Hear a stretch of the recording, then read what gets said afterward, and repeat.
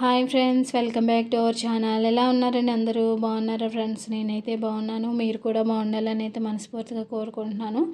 ఇక్కడ వచ్చి నేను ఈరోజు చామదుంపల కర్రీ చేశానండి. చామదుంపల కర్రీ అంటే పులుసు పెట్టాను.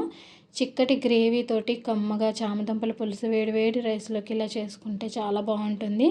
ఇక్కడ చూసారండి, నేనైతే వేడి వేడి రైస్లోకి చామదుంపల కర్రీ అనేది చాలా బాగా వచ్చిందండి. కర్రీ అనేది నేను ఎలా చేశాను ఏంటి అనేది మీరు లాస్ట్ వరకు వీడియో స్కిప్ చేయకుండా అయితే చూడండి ఫ్రెండ్స్. ఇక్కడైతే నేను ముందుగా మనం ఒక 1/2 కిలో దాకా చామదుంపలను అయితే తీసుకోవాలి.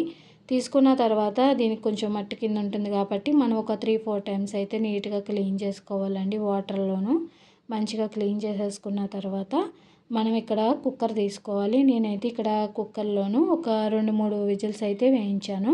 అంటే మనకి ఉడికే దాన్ని బట్టి మనం విజిల్స్ అనేది వేయించుకోవాలి చామదుంపలు అనేది. ఇక్కడ నేనైతే కుక్కర్లోకి చామదుంపలు అనేది తీసుకున్నాను. నెక్స్ట్ వచ్చి దీంట్లోకి మనం ఒక 2 గ్లాసుల దాకా వాటర్ అనేది యాడ్ చేసుకోవాలి. వాటర్ యాడ్ చేసుకున్న తర్వాత ఇంక దీంట్లో ఏమీ వేసుకోక్కర్లేదండి. ఒక 2 గ్లాసులు వాటర్ వేసుకున్న తర్వాత మనం గ్యాస్ స్టవ్ మీద పెట్టుకొని ఒక 3 విజిల్స్ అయితే వేయించాను నేనైతే.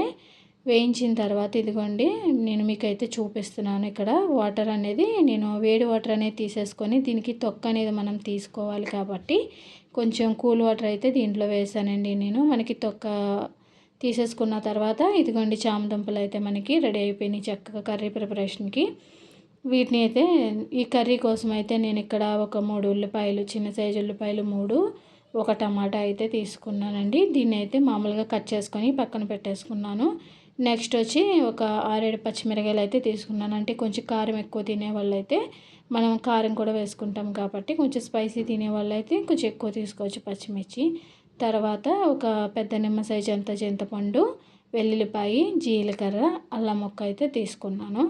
ముందుగా మనం బాండి పెట్టి దాంట్లోనే ఒక స్పూన్ దాకా ఆయిల్ వేసుకొని మనం కట్ చేసుకున్న ఈ ఆనియన్స్ని, టమాటాని దీంట్లో వేసుకోవాలండి. మనం మీడియం సైజులో కానీ హై ఫ్లేమ్లో కానీ పెట్టుకొని ఇవి కొంచెం గోల్డ్ కలర్లో వచ్చేదాకా కొంచెం పచ్చివాసన పోయేదాకా ఈ ఉల్లిపాయని టమాటాని మగ్గించుకోవాలి.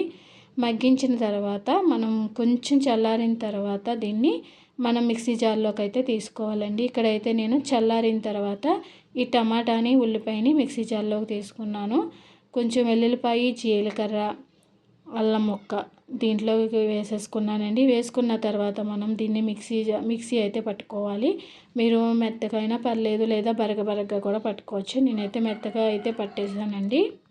తర్వాత నెక్స్ట్ ప్రాసెస్ వచ్చి మనం మళ్ళీ అదే బాండీలోను ఒక 4-5 స్పూన్ల దాకా ఆయిల్ అయితే వేసుకోవాలండి. ఆయిల్ వేసుకున్న తర్వాత మనం ఆల్రెడీ మిక్సీ పట్టిన ఈ మిశ్రమాన్ని దీంట్లో వేసేసుకోవాలి. తర్వాత మనం పచ్చిమిర్చిని కూడా వేసుకోవాలండి. ఒక 6 పచ్చిమిర్చిని దాకా వేసేసుకొని ఒక్కసారి నూనెలోను మనకి ఇదంతా కలిసేంత వరకు కూడా కలుపుకోవాలండి. ఇక్కడైతే నేను చక్కగా కలిపేసుకున్నాను. ఇది ఎక్కువసేపు మనకి మగ్గించాల్సిన అవసరం లేదండి. ఆయిల్లోను ఆల్రెడీ మనం ఫ్రై చేసి పచ్చివాసన పోయేదాకా ఫ్రై చేసి మిక్సీ పట్టేసాం కాబట్టి ఎక్కువగా మగ్గాల్సిన అవసరం అయితే లేదండి.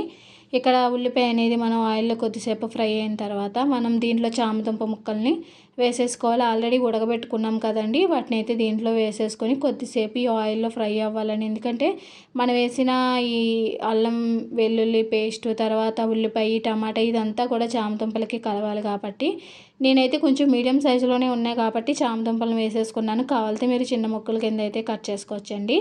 తర్వాత నెక్స్ట్ అనేది దీంట్లో నేను ఒక 2 స్పూన్ల దాకా కారము, 1 స్పూన్ అయితే ధనియాల పొడి అయితే వేసుకున్నాను.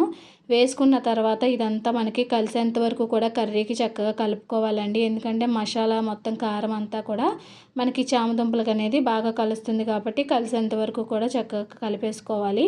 మనం కలిపేసుకున్న తర్వాత ఒక 2 మినిట్స్ అలా ఉంచుకుంటే మనకి మసాలా అనేది బాగా కలుస్తుంది. తర్వాత నెక్స్ట్ వచ్చి దీంట్లోనూ ఆ చింతపండు అనేది నేను ఆల్రెడీ పిండేసి పక్కన పెట్టానండి. దాని పులుసుని అనేది మనం దీంట్లో యాడ్ చేసుకోవాలి. తర్వాత ఒక గ్లాస్ దాకా వాటర్ అనేది తీసుకున్నాను. ఒక గ్లాస్ దాకా వాటర్ అనేది కూడా వేసుకోవాలండి. మీరు మామూలుగా మిక్సీ పట్టకుండా ఉల్లిపాయలని మామూలుగా ఆయిల్లో ఫ్రై చేసుకొని కర్రీ అనేది చేసుకోవచ్చు, లేదంటే ఇలాగైనా ప్రిపేర్ చేసుకోవచ్చు. మనం ఎలాగైనా ప్రిపేర్ చేసుకోవచ్చండి. మనం కర్రీ అనేది ఇక్కడ మంచిగా గ్రేవీ రావాలంటే చిక్కటి గ్రేవీ తోటి ఇలా ప్రిపేర్ చేసుకుంటే చాలా బాగుంటుంది ఫ్రెండ్స్ మనకి.